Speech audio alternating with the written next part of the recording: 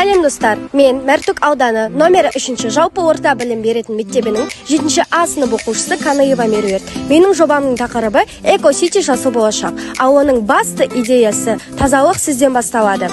Себебі тазалық дегеніміз арнайы мамандардың ғана емес, әрбір азаматтың міндеті. Қала бұл біздің үйіміз, бірақ басты сұрақ, біз оны таза ұстап жүрміз бе? Қоқыс, лас ауа, сынған ағаштар, оның бәрін біреу емес, біз өзіміз жасап жатырмыз.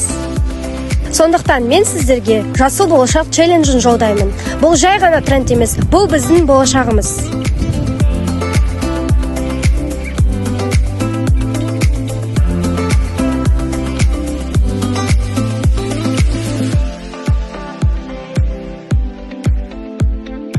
Сәлем достар, біз челленджді қабыл алдық.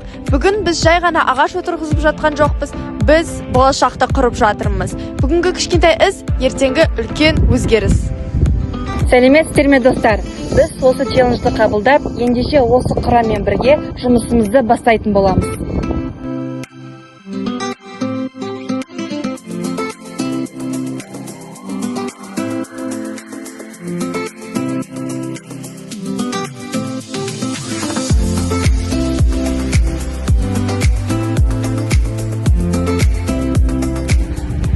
Достар, біз бұл челленджбен тоқтамаймыз. Ары қарай жалғастырамыз.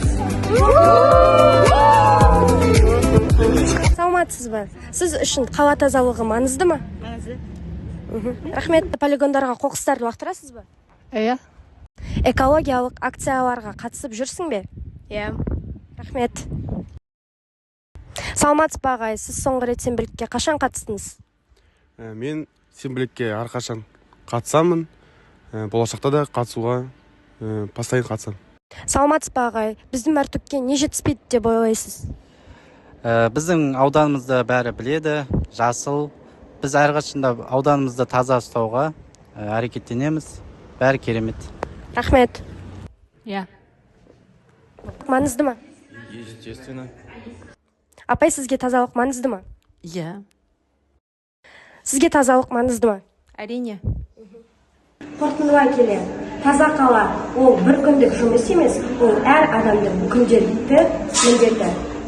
Біз табиғатты қорғамаймыз, біз өз болашағымызды қорғаймыз. Таза қала сізден, менен, баршамыздан басталады.